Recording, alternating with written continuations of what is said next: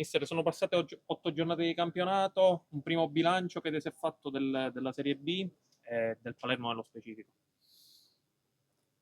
Sì, lo diranno tutti, le 8 partite in Serie B sono veramente niente, quindi sono tante squadre nuove, tanti allenatori cambiati e quindi la classifica è molto corta, probabilmente chi è davanti oggi non finirà il campionato così o chi è un po' più attardato ha tutta la forza e la capacità di tornare su, quindi penso che la parola d'ordine in Serie B sia veramente l'equilibrio di un po' tutte le componenti, quindi di sapere aspettare, di saper far crescere le squadre, al pubblico, ai tifosi di ogni squadra, dico di comunque avere pazienza, di aspettare la squadra, non mettere pressioni ulteriori.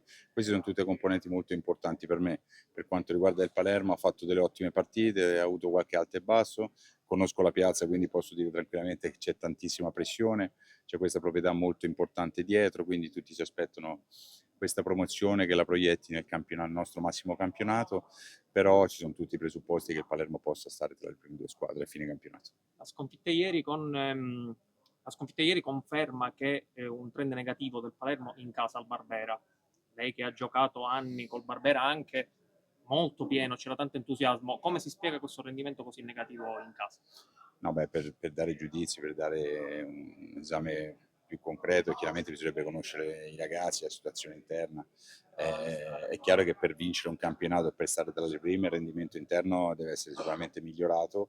La sconfitta di ieri dimostra che il campionato è molto difficile. Io comunque metto la Serenitana, che è una squadra che è appena retrocessa dalla Serie A, l'ho vista giocare, grande fisicità, grande qualità nei giocatori, quindi ho perso contro una squadra secondo me che troveremo ancora tra le prime formazioni di questo campionato.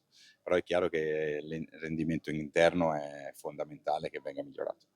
Mister, un focus invece su Filippo Ranocchia, lei lo ha avuto alla sua guida, sta forse un po' avendo delle difficoltà, come se le spiega, sia a livello di numeri che anche a livello di prestazioni. È un giocatore che ho visto crescere, abbiamo avuto gli anni della Juventus, quindi un ragazzo che ha qualità tecnica, sa calciare a destra e sinistro, ma soprattutto un ragazzo molto umile che gioca per la squadra, quindi è chiaro per le sue prestazioni saliranno quando salirà la prestazione di tutta la squadra. È un giocatore che penso che tutte le squadre, tutti gli allenatori lo vorrebbero perché proprio la sua disponibilità, la sua umiltà sono caratteristiche importanti, oltre alle sue qualità tecniche e sicuramente con la crescita della squadra cresceranno anche le sue prestazioni.